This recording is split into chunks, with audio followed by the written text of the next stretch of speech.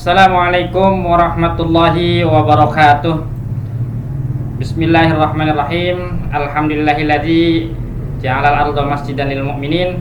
Wassalatu wassalamu ala asyrafil anbiya wal mursalin, imamil muttaqin, sayyidina wa habibina wa maulana Muhammadin sallallahu alaihi wasallam wa ala alihi wa sahbihi ajma'in, amma ba'du.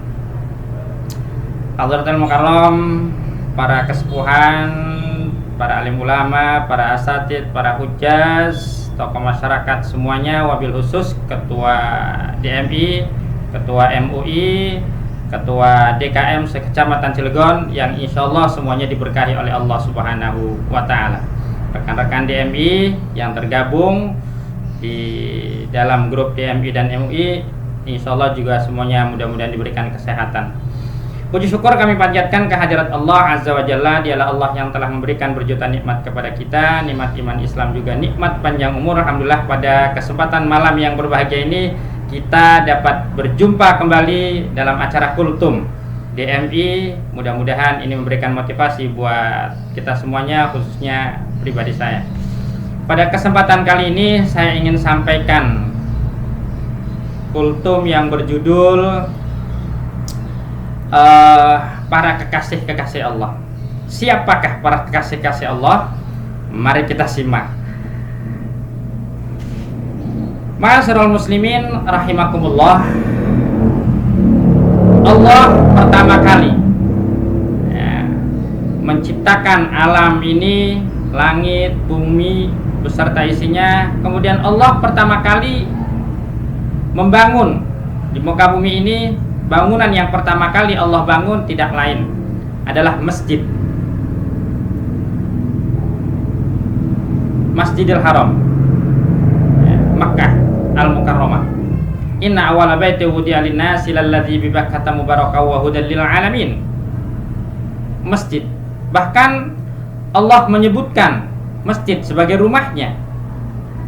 Fi buyutin adinallahu an turfa'a wa yudhkara fiha ismuhu yusabbihu lahu fiha bil guduwi wal asal.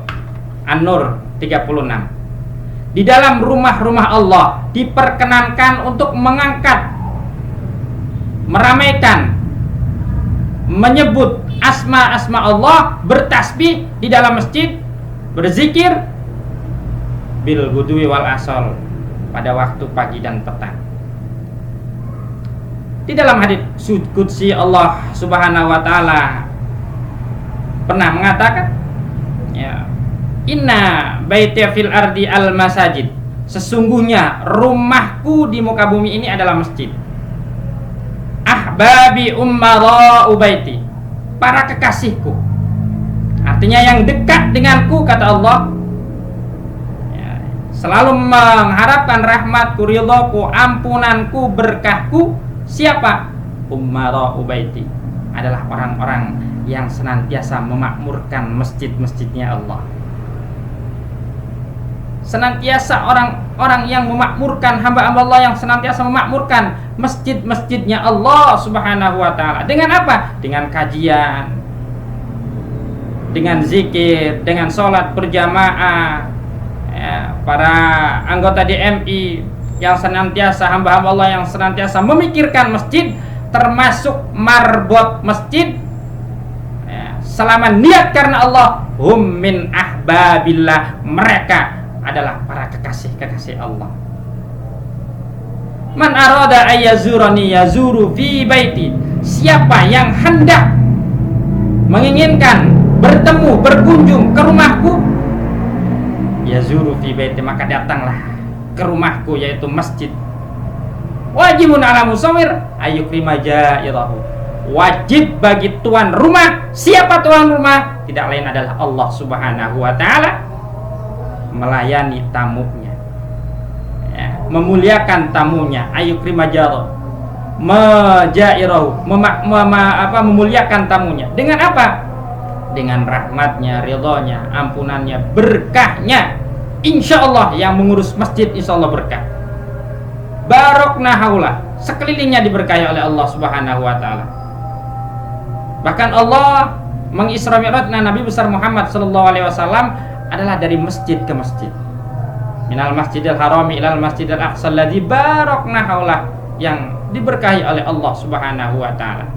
Oleh karenanya, marilah kita jangan bosen-bosen untuk memakmurkan masjid-masjidnya Allah dengan sholat berjamaah, dengan kajian, dengan apapun, ya, senantiasa memikirkan masjidnya Allah Subhanahu wa taala.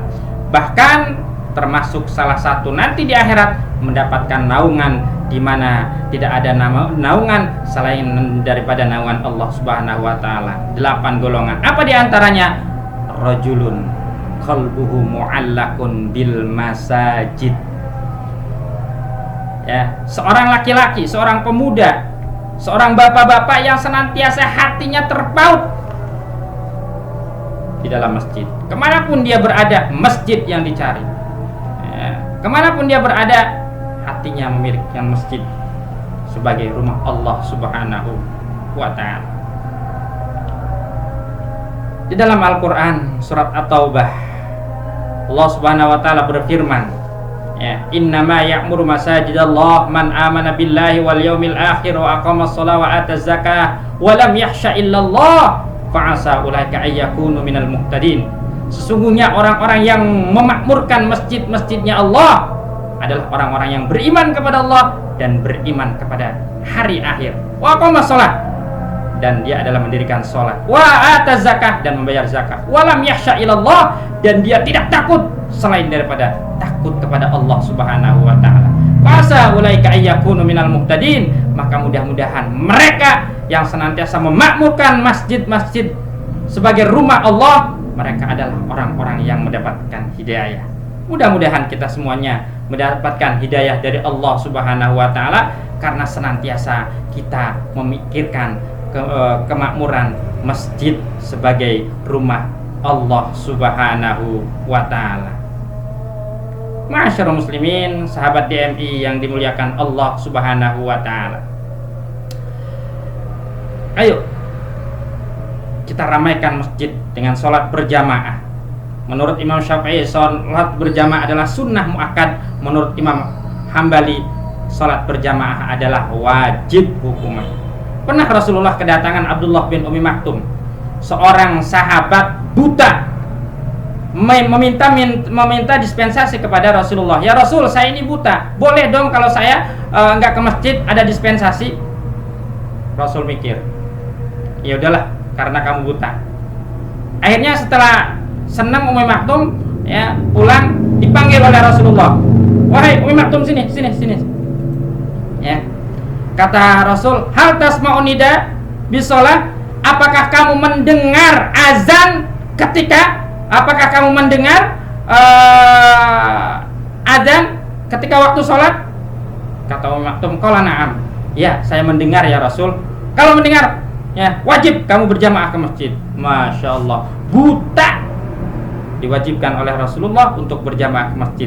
Makanya menurut Imam Hambali, berjamaah ke masjid hukumnya wajib, seperti di Mekah, di Madinah. Walaupun sesibuk apapun, sebanyak apapun pelanggannya, toko pada tutup karena menghormati waktu sholat berjamaah.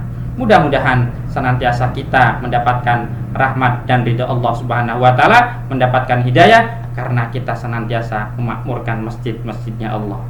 Mudah-mudahan ada manfaatnya. Waqad lijad isyafi burun wala buru alimad jarwa lisan.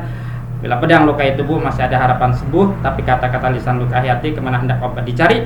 Mudah-mudahan kultum yang singkat ini membawa manfaat buat saya pribadi. Billahi taufiq wal hidayah. Wassalamualaikum warahmatullahi wabarakatuh.